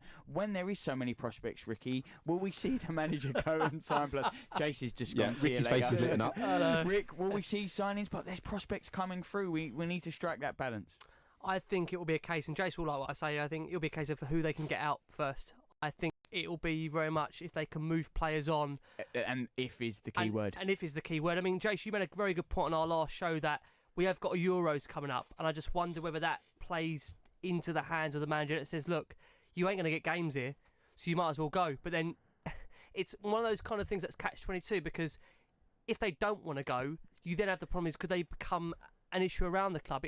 I feel for Pochettino. This is very, very difficult. And we know January transfer window, he doesn't really go for it. I mean, Lucas Moore is the only one really I can think of that he's moved for in his time at the club. I mean, it's a bit of a panic window, if I'm being honest with you, Chaz, January as we know it. But being honest as well, because you said about the Euros, maybe players will want to go, they want to get minutes so they can perform at the Euros for their country. When you have got the Euros, it becomes a very difficult summer window because players are off on international duty and it's very hard to get deals over the line. So maybe that might force their hand in January. I think the other thing anyway with the Euros coming up, the players that we're talking about, I mean, if Christian Eriksen doesn't play for us for the rest of the season, Denmark are not going to leave him out their squad. No. If Toby Alderweireld and Jan Vertonghen will still go with Belgium in the things, whether they play or not. Danny Rose, maybe that's a question mark. Danny Rose is slightly different, I hope. But it's to try and be creative. You know, it's like I said, if we know Eriksen's going to leave on a free at the end of the season, however painful that is, give him the free in January, say to Madrid or whatever, look, we know you're not going to pay the 60 million. Do you want him? You can have him now for free, and at least we bring closure, and there's no more questions about Eriksen in press conferences and the uncertainty it brings. Or send him there on loan for 6 months. Couldn't they even get 5 million? We know he's out of contract, but get him now in January. We only want 5 million. I think they can get him for that. But even if it's not, even if, like I said, you gave him away for free, it brings closure. It takes a player that doesn't want to be there away from the club. Yep. There's no more distractions that it causes, and just get on with it. So, get in, Marcus Edwards, the boy. Come on! He's just scored his first goal. He's going to do to them what Gnabry did to us away at the Emirates. You love to see it, Marcus Edwards. Unbelievably, Mini Messi. Arsenal are 1-0 down to Vitoria. Great news for Spurs on the Spurs fan show, because Arsenal are losing in Europe in that lesser European trophy, the Europa League. Well, we said it wasn't going great for Spurs. They won 5-0 this. They won 5-0 this week, and now maybe their North London neighbours aren't doing so well, and all the drama can come from there. We're talking the positive vibes of the players and the team news, and looking towards that Liverpool game. Positive vibes have just gone up, mate. We're talking about the Liverpool game on the weekend. Josh, save me. Love Sport Radio, the station giving fans a voice. Digital radio offers great sound quality and more stations than ever before. And we want to make sure that you get Love Sport on your digital radio. Just press the auto tune or auto scan button and Love Sport will appear on your menu. Love Sport on digital radio. You all right, mate? Yeah, I'm fine. Yeah? Really? It's just, there's a massive grizzly bear sitting on you. You sure you're okay? Well, now that you mention it. Sometimes we say we're fine when we're not. But with 1 in 4 experiencing a mental health problem, if your mate says he's fine, he might not be. Be in your mate's corner and ask twice. Time to change. You're in leakage, you're in leakage. You're in leakage, you're in leakage. You're in leakage. You're in leakage, you're in leakage. Henna men. Cage. Pants and pads. You're discreet. Masculine. You're right. Secure absorption zone. Buy online online or in shops. Urine. Tenor men. Keep control. Urine? No. Spokesmansaid.com is a leading price comparison website that allows you to compare every energy tariff on the market in seconds. We have more deals than any other comparison website offering energy prices, and our impartial independent switching service is free of charge. Nearly 50% of UK households have switched bills, and there are hundreds to be saved. Visit spokesmansaid.com, as recommended in The Guardian, The Times and The Sun. Spokesmansaid.com.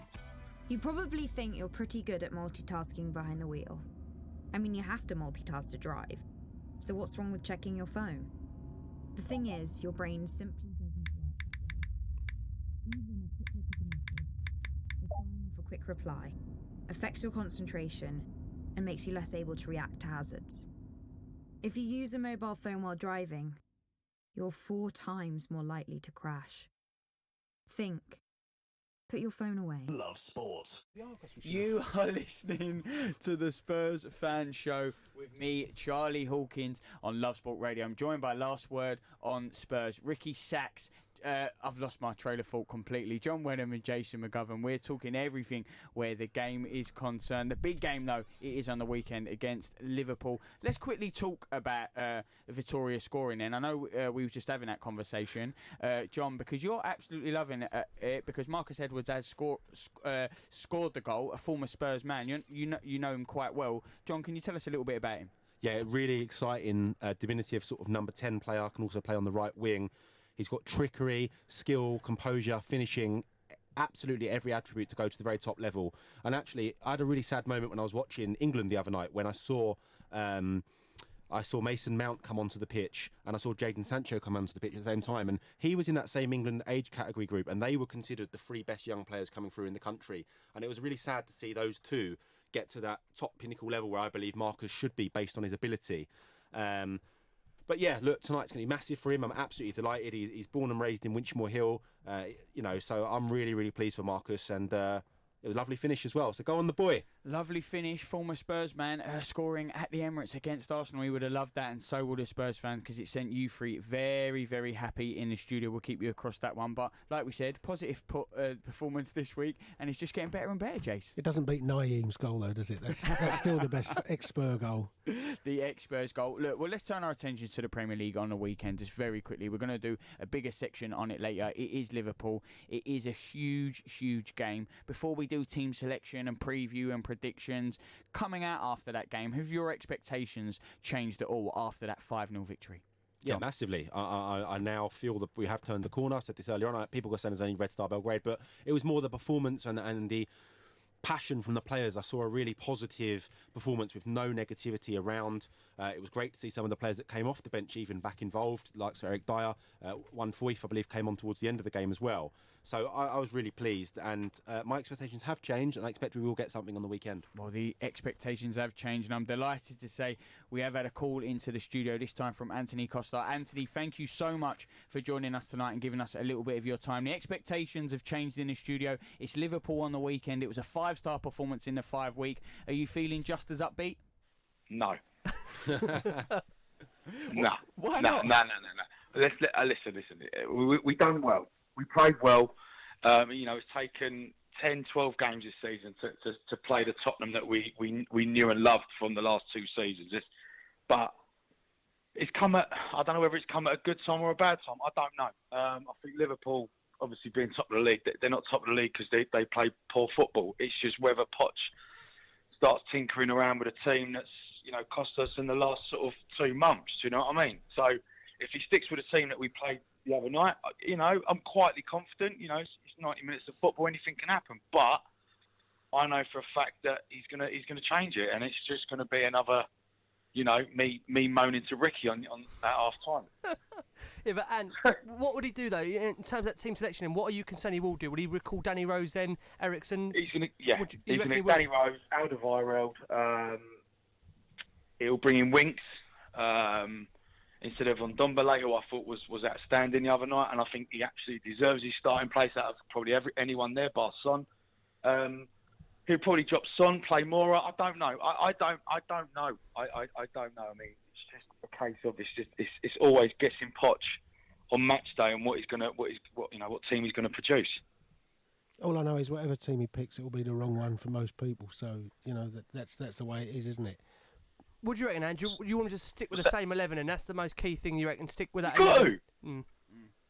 I don't know what the other lads are saying in the studio. I don't know. Would they change it? I think we're all keen. I think majority of us would like to see him stick with the same team. And as me and you talk all the time, we just know Poch. We know the fact that he's very unlikely going to have the same 11 players that went out there. He's been shuffling that pack for so long. I can't really remember a time where he has gone with the same 11 back to back. Yeah, exactly. And I think you got to sometimes question Poch's subs, Poch's tactics sometimes. And I think it looks sometimes, as an outsider looking in, that he don't like players having a consistent run. I don't know what it is. I really don't. Sonny obviously played an outstanding the other night, and I'm thinking to myself, is he going to start on Sunday? Yeah, that's fair. Where he should be the first name on the sheet, along with Ndombele. Do you know what I mean? So I think Sonny definitely will, because he went off early, didn't he? So you wouldn't take him off on hat-trick either. I definitely think he will. I know what you mean. He says all that, and then he comes out with, this player weren't ready and this player's not ready. And it's just like, well, what are we doing, Poch? Just play your strongest team. We're against the top of the league on Sunday. And I hope it ain't a cricket score, man. I really don't. Do you think, Aaron, are you a bit more confident than what you were last week? Because when we spoke last week, you were down. No. Listen, I'm just one. I know you're a realist. I mean, you're a realist. I know you are. You won't get carried away by one game. I'm not going to get carried, as I said to you, I'm not going to get carried away by one game. Yeah, we played well. Yeah, we deserved the win. Are we going to beat Liverpool? Probably not. But I want us to go out there fighting and not be a bottle job. Anthony, when you hear players like Vertonghen say, "Oh, the confidence has come flooding back. We're up for this," do you believe that, or you just don't buy? You don't buy into it at all? I don't. But no, unfortunately, mate, I don't. Why has it taken 2.5 months for the confidence to already be up? 4 or 5 months ago, we was in the Champions League. That should have been confident more than anything. Do you know what I'm saying? And the confidence, should have come from Palace, shouldn't it? We beat Palace 4-0, blasted Palace in that first half. That should have been the confidence. 3 days later, we go to Olympiacos, and it was horrendous performance out there. Well, you just answered. Do you know what I'm saying? You beat one team 4-0 and then beat an average Greek side. No disrespect, but we should have beaten them. And now we're at a position where, obviously beating Red Star, and we've got to beat them again to at least stand a chance. But it's just always the Tottenham way. We don't do anything easy. It has to be hard all the time, And I think coming back from that Champions League, it should have been, confidence should have been up, mate. And it's not been great football. Let's call it straight. It's been quite disappointing. But you just got to grin and bear it and hope on Sunday we turn up and we give them at least a good game of football where if we lose by the odd goal, you can go, do you know what, we tried, rather than getting beat, 4 or 5-0. I'm not saying we will, but it's Tottenham, innit? And I was painting a picture earlier because there is a glorious chance on the weekend. Spurs haven't won an away game since January. Liverpool haven't lost at home in the league for 2 years. You can avenge that European Cup final defeat. That run has to end sometime. Liverpool haven't been, they're at the top of the table. They haven't looked as good as last year. Why not Spurs? We haven't won at Anfield for many a year, mate. So, Sunday ain't going to change much. But even an average Liverpool side back in the day, so it's never been a good ground for us. Like obviously Stamford Bridge was all them years until we beat them, last year. But again, it's always these top sides that Spurs go there, and we just crumble. I mean, this season, and obviously the two top sides we have played away. We drew at Arsenal and we drew at Manchester City. And on the Olympiacos one, I mean, Bayern just got past them 3-2 on Tuesday night, and they have a very good home record. So I'm a little bit less critical than yourself. But why is that? I don't know. I just think the performances have not been too bad. I mean, results-wise, I mean, I look at Arsenal, Man City away. Would I take draws in both of those games? We should have beaten Arsenal, though. We should have beaten Arsenal. But history tells me that when Lacazette scored that goal just before half-time, I was saying to everyone, if you want to make some money, lump on this lot to beat us now. Because I've seen it happen so many times before where we concede that vital goal just before half-time and the game spins on that. And we actually held out and got a draw that day. I think we'll surprise people on Sunday. I'm going for a draw myself. Okay. Listen, I wish I had your confidence, man. Give me a bit of that, But you know, I'm just, as I said, as Ricky said, I'm a realist, and I think, you know, first half hour when we was 1-0 up at Bayern Munich, who would have thought they were going to come back and beat us, you know, 7-2? You know, Arsenal, it was two, you know, we was 1-0 up, 2-1 up, and then I thought, this is Spurs. It's just simple football. You know, when Danny Rose could have had that chance just to clear his lines before half time. Again, we stumble. Again, we crumble. And it's like, don't they learn? What do they do on the training pitch? Don't they learn about after their mistakes? You know, it's just frustrating. It really, really is, man. I'm sorry. I just have to. It's a little bit of a rant. I apologise. You know. What I do know, if Ant's calling me at half time, against Liverpool, something's going wrong. Or we could be 6-7 up. Ant, what do you reckon? If you were 6-7 up. Yeah, definitely. Yeah, and I'm in Westlife. Yeah. And let's go on. No, I was just going to say, let's get a score prediction from you for the weekend then. What do you want? Do you want the truth, or do you want? Give us the Westlife prediction. I'll give you Westlife prediction. No, it's either going to be a 2-2. You know, I say that very, very lightly. Go on, I've got a 2-2 out of you. They might beat us. You took a bit of that confidence. It's rubbing off on you, You mate. bottled it up, and what's that? I said you took a bit of John's confidence. You went with a 2-2. You've been bottling No, it. listen, man. I wish I had his confidence, but you know, I've 38 years I've supported the club, probably like you boys as well. Like the man you've watched them, but it's just we've got a great stadium, and the football hasn't been great. If any other manager had the record that he's got, the stats that he's got, they would have been gone by now.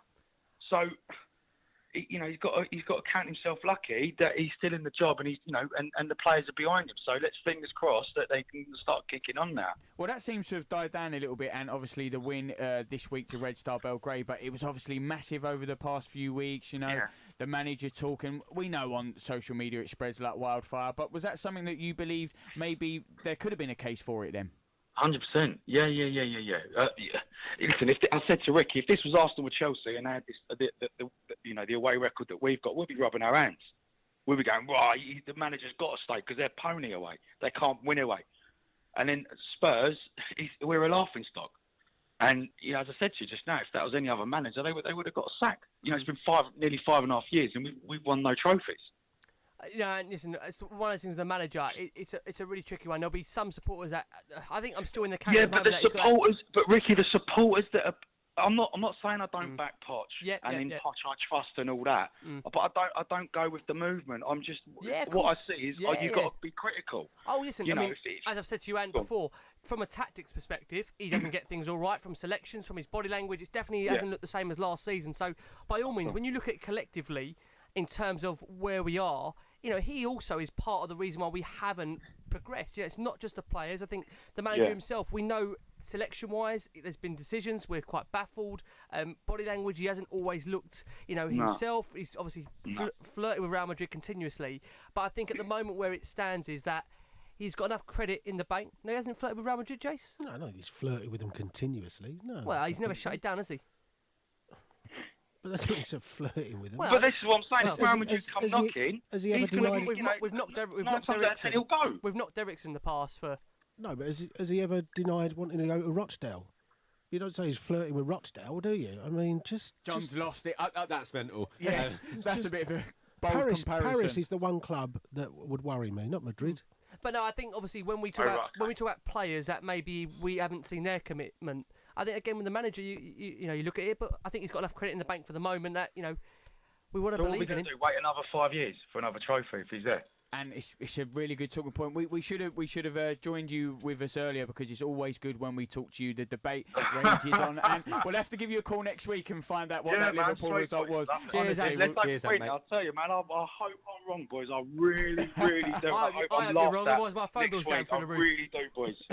And cheers, Ad. Take care, Anthony Costa. There, real pleasure to talk to him. He was bold when he said, about the manager and about the result on the weekend. We're going to look finally at that Liverpool game next.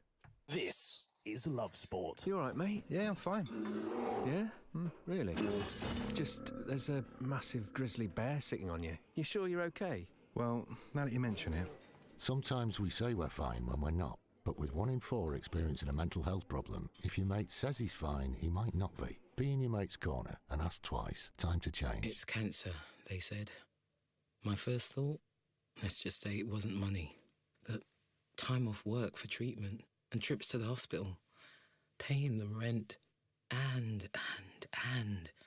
The cost of living doesn't go away just because you're living with cancer, and Macmillan can help with that too. My advice? Take their advice, soon as I did. Macmillan, right there with you. Search Macmillan Money Worries. Before you set off on a long journey, remember to check your vehicle. Are your tyres correctly inflated? And are the treads deep enough? Have you got enough fuel? Is your oil level right? Checking your vehicle doesn't take long, but can prevent a breakdown or accident. And save you money. So, before you set off on a long journey, check your tyres, fuel, and oil. Highways England, connecting the country. If you see somebody showing any of the signs of a stroke, you don't have to think about it, you just dial 999. Use the FAST test. F. Face. Has their face fallen on one side? Can they smile? A. Arms. Can they raise both arms and keep them there?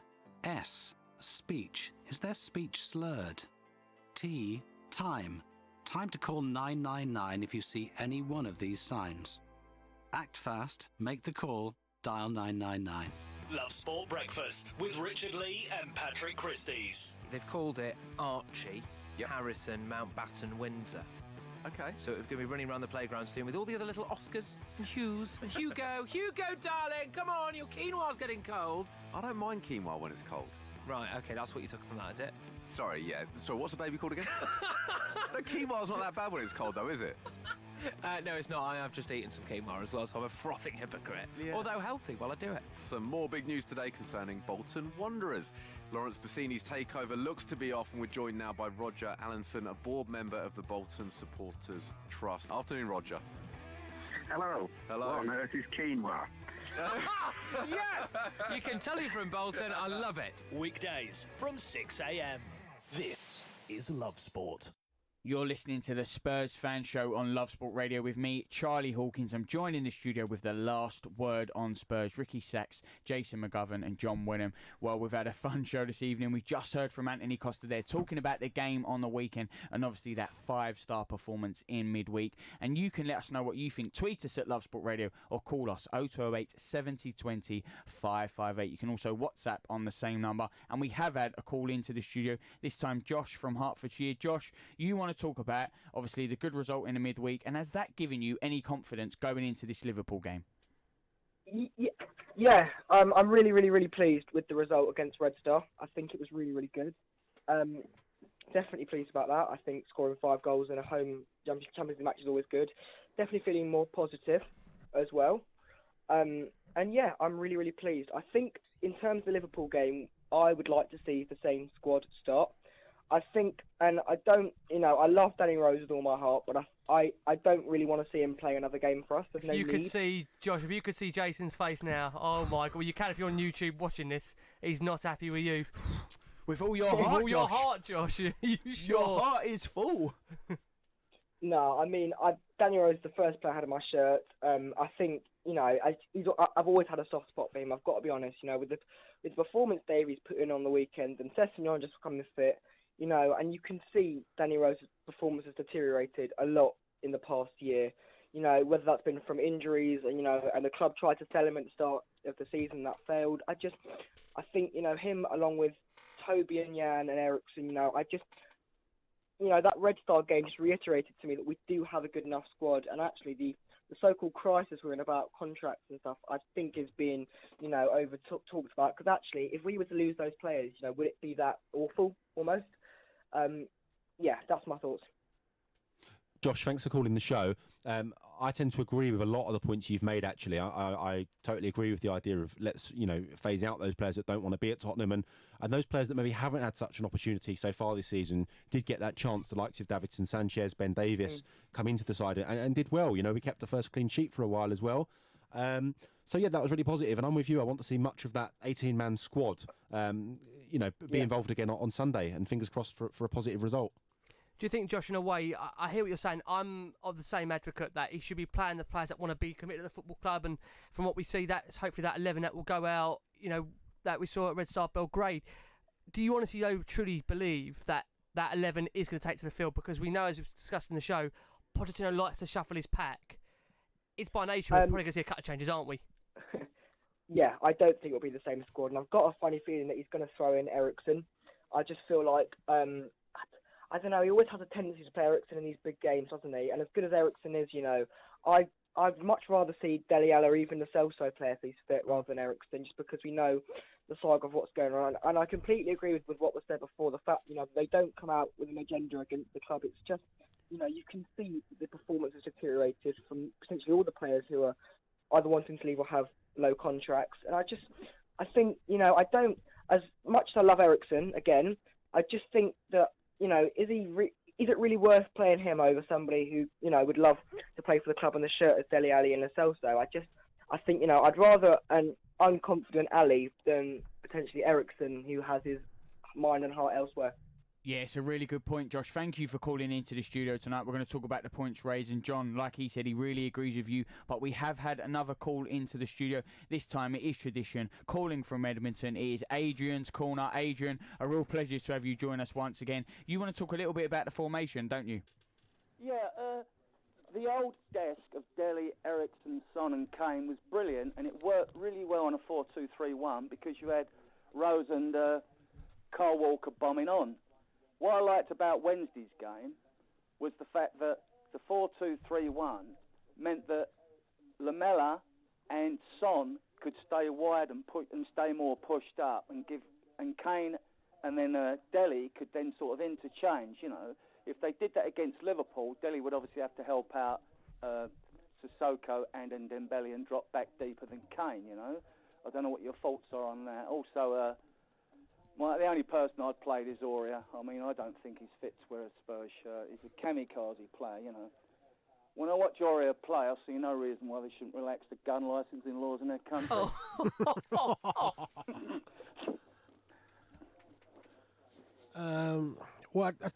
Certainly in terms of the width at Liverpool, it is important to stop their fullbacks, because we all know that's a massive part of Liverpool. And if you can stop Robertson or make him have second thoughts about just charging forward, it helps. And the same with the other side with Trent Alexander-Arnold. So there's definitely a case of making sure our players stay wide. And I think it is important anyway that those players do that, because our fullbacks will need help against theirs. Because with the other formation, that worked when we had the wing backs bombing on. I mean, you've got two strikers in the centre, and you haven't got the same amount of width. And I think you need that to pressure Liverpool and to get something out of the game. I mean, Man United, it worked for them quite well at the weekend, didn't it, when they played them? I mean, they played like two inside forwards against them and pushed up, didn't they? And then they just tried to press them, It frustrated Liverpool for a long time, but as the longer the game went, I thought Liverpool came into it. And actually, from midweek against Red Star, there was that little spell, wasn't there, 10 or 15 minutes where we completely dropped off. Yep. And at 2-0, if they'd have scored, it would have been interesting to see what the confidence of the side would have been. But Sonny's third goal made a massive difference just before half-time. But certainly, if we have a little spell for those 10, 15 minutes like we did on Tuesday night, Liverpool will punish you in a spell like that. Yeah, definitely. Yeah, everybody said, didn't they, about Red Star? I mean, Spurs should have been given a bit more credit. I mean, this was the Red Star team that beat Liverpool and got a result against Napoli. Marin looks a really good little player again, didn't he, I thought? Yeah, the ex-Chelsea player. He does look like a good little player.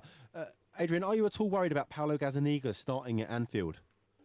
My only concern with Paulo Gazzaniga is in them previous tournaments, the pre-season tournaments, his angles between the sticks were a bit questionable. And it's been a couple of occasions recently. Well, he should have caught the ball first time and he sort of fumbled it. Have you noticed that? Yeah, he dropped one on Tuesday, didn't he? Yeah, he should have caught that. Should have caught that. Adrian, it's a tradition on this show. Adrian's Corner. We really appreciate you calling into the studio. It all seems that the callers have come at once. There is still time. 0208 70 20 558. Now we go to Mark from Wiltshire. Mark, you actually liked the formation that Spurs played in the last game, didn't you? Yeah, man, I did. If I'm honest with you, I think it is Tottenham's formation. Do you know what I mean? It's the formation that we was playing when we turn around and beat your Chelseas and all that, when we gave Leicester the run for the league and all of that. Do you know what I mean? It's where we've had our best results and biggest results. Do you know what I mean? And I just think when we play that formation, you see the best of Dele Alli. You see the best of everybody else, the way we interchange and stuff like that. And you see everything that we've been talking about all these years about the potential in the team. Do you know what I mean? And I think a lot of the problem is because of where, as we said, Poch will tinker with things and try things. And do you know what I mean? The boys get off balance. But the greatest thing was that, you know, we played that formation, and I think we can only do better if we stick to it. I think for me, I much prefer us, and I think we've got the natural players for 4-2-3-1 more than any of the other formations. But the only thing I would say is when we've played it and we've played it successfully, in amongst the two at the back, you've always had either Dyer or Wanyama that is a real naturally defensive. And at the moment, if it's Winks or Sissoko or Ndombele, we don't have that real natural one. I think if you put a genuinely fit and raring to go Eric Dyer that was on form, then 4-2-3-1 for me works. The problem is if it's Winks or Sissoko that's in that 4-2-3-1, certainly Sissoko has that tendency to go on those runs forward, and it leaves a massive hole that you can't plug. Yeah, I understand what you're saying, but I just think with the fact of the way, like you said, the way Dyer played it, I think that would be a lot to do with the coaching and what his job would be to do. And you would hope that Poch, whoever he put in there, would make them understand that, you know, listen, this is what you do from here. And as, you know, we know, Winks is a real good passer of the ball. So imagine if you put his passing ability onto a Dyer sitting in there and creating things, then we've got a gem in our hand and we're creating a lot more chances, and we have plugged that hole. A lot of that I just think down to the coach and the manager getting it into whoever's in there. And like you said, a Sissoko or Ndombele, they like to converge forward. So Winks is the clear favourite to play in there, but it's like you say, it's whether or not he can hold his position and be disciplined, isn't it? Mark, it is Liverpool on the weekend. Are you going there with confidence? We've been talking all about that. I'm going there feeling a lot better, if I'm honest, than how I was feeling. I always believe in my side to pull off something, because that's how we've done over the years, isn't it? We play real poor and then all of a sudden we pull off a result and you just start jumping about, do you know what I mean? So I'm hoping we can. I think, like I said all along, it's about him just sticking to a formation. The players that we got there need it, and they're all equipped for that 4-2-3-1. And if we play that, we'll give Liverpool a good fight. Yeah, you certainly will, Mark. We really appreciate you calling into the studio. We're talking about how Spurs will give Liverpool a good fight on the weekend, and who better than the opposition view? We'll be talking to comedian Bobby Murdoch. Giving your team the coverage they deserve. Love Sport Radio. Listen to Love Sport Radio on your smartphone today. Simply download the free Love Sport app from the App Store or Google Play. Tap the play button and you'll be able to listen to your favourite station. Anytime, anywhere. Love Sport Radio, the station giving fans a voice. You all right, mate? Yeah, I'm fine. Yeah? Really? It's just, there's a massive grizzly bear sitting on you. You sure you're okay? Well, now that you mention it. Sometimes we say we're fine when we're not. But with 1 in 4 experiencing a mental health problem, if your mate says he's fine, he might not be. Be in your mate's corner and ask twice. Time to change. It's cancer, they said. My first thought, let's just say it wasn't money, but time off work for treatment and trips to the hospital, paying the mortgage, and the cost of living doesn't go away just because you're living with cancer, and Macmillan can help with that too. My advice? Take their advice, soon as I did. Macmillan, right there with you. Search Macmillan Money Worries. Whoa! Look how much saturated fat is in these chocolate biscuits. It's surprising how much is in our food and drinks. For us kids, eating too much saturated fat can lead to harmful fat building up inside, which we can't see, increasing the risk of heart disease or stroke when we get older. So be food smart. Download the free Change for Life food scanner app and start making healthier choices today. There are many things a mother can pass on to her baby. Her smile, her eye colour, and her immunity to whooping cough. Whooping cough is a very dangerous illness for young babies, and at the moment it's spreading fast. A simple vaccination during your pregnancy can help to protect your baby in their first weeks. Please speak to your GP, nurse, or healthcare professional and pass on your immunity. Love Sport. The opposition view on Love Sport. That's right.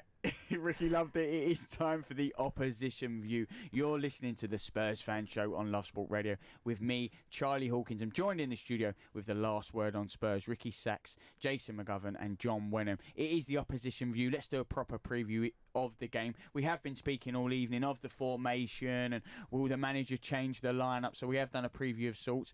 It's huge. It's Anfield. It's a massive game. Rick, where do we begin?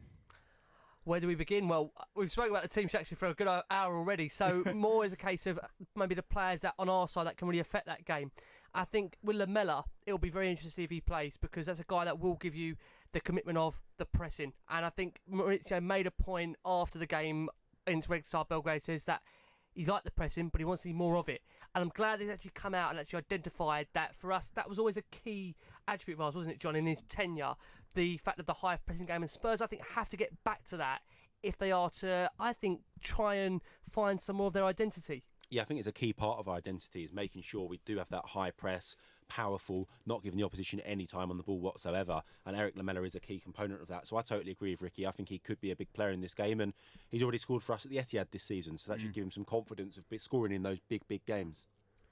Yeah, and a little bit of game craft you have to have up there. You know, their two fullbacks are huge, so it's learning where you can make tactical fouls so that you don't get too much momentum through them. Because I mean, Robertson is an absolutely fantastic fullback, best in the league by a long way. He was what Danny Rose was years ago, wasn't he? It's fantastic. I love watching Andy Robertson, and the pace and power that he brings, and his delivery of crossing is excellent. So if you're not going to stop the service to him, you've got to make sure there's the sneaky shirt pulls and things so that he doesn't get that head first going on that we know that he can do. Well, Jay said he enjoys watching Robertson, one of the best fullbacks in the league, someone who's going to know more about the Liverpool perspective. I'm delighted to say we are now joined by Bobby Murdoch, comedian. Bobby, thank you so much for giving us a little bit of your time. A massive game on the weekend, Spurs-Liverpool. What are your thoughts ahead of this one?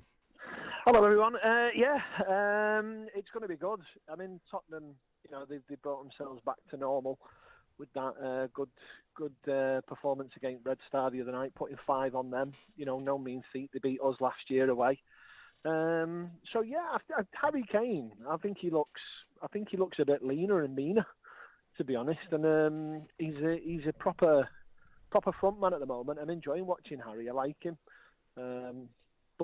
Liverpool, like you were just saying, we've got Robbo, who can, if he goes on one of those blistering runs, like he did the last time we were playing in the Champions League, I'd love him to see him do a little bit more of that, running on the inside rather than the outside. I'm really pleased with how Liverpool have started. The United game was a bit of a disappointment last week, but I think United, scary enough, show people how to upset Liverpool by playing the 5 across the back. I don't think Tottenham will do that. I think they play quite narrow, Tottenham, so we might be able to get round the outside of them a little bit more. So we'll see. Bob, I think it's well documented that Liverpool's form this season, despite you pick up the results, it hasn't been the greatest of performances. Are you alarmed at all by the way that you are playing, or are you just satisfied with the fact that you do seem to be grinding out the results of what a title-winning team do end up doing? Mate, United used to annoy me for years doing that. United used to do that for years. They were the team to beat, and they just grind it out. And I think that's what Liverpool are doing at the moment. They're just grinding it out. I thought we got caught out a lot last night with balls over the top, simple balls over the top, which was a little bit scary for me. Matip might be a doubt for the weekend. I'd put Gomez back in. I just think he's got enough pace to get us out of trouble if we're playing like that. Do you know what I mean? But yeah, I'm still excited by them. But like you said, they are grinding it out. But they are the team to beat as well, and no one's going to make it easy for us. What have you made of Mo Salah's performance this season, Bobby? I think he frustrates me a little bit, Mo. He's still quality. You just know at any point he can turn it on. I think Mane's been our main man for well over 12 months now. I just think Mane's quality. If Mo's missing a Mane, if Mane's missing, that's more that's more of a doubt for me. You know what I mean? But Salah's great. You know, that front three of ours, not just Salah, that front three of ours on the day. I mean, you look at that final goal that Liverpool scored last night, that fourth one, they were all involved. You know, Bobby does a little pass to Mo. Mo turns, gives it to Mane, one touch, chips it over the keeper. So, but I love Mane. I think Mane's our main man, and he has been for 12 months, I think. But they're all good. The front three are very different, very good. It's fair as well that, you know, whilst Man United got credit for playing with the five at the back and thwarting Liverpool, there wasn't Salah there, and that's a big difference when one of those three is missing.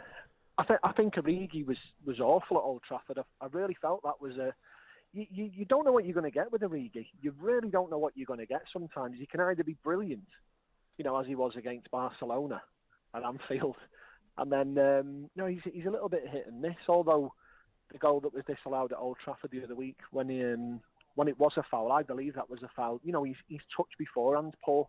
You know, that's, you know, the way it bounces off his foot, it's bad. But, you know, I think he's more of an impact player, Origi, when he comes on. But we'll see. We'll see.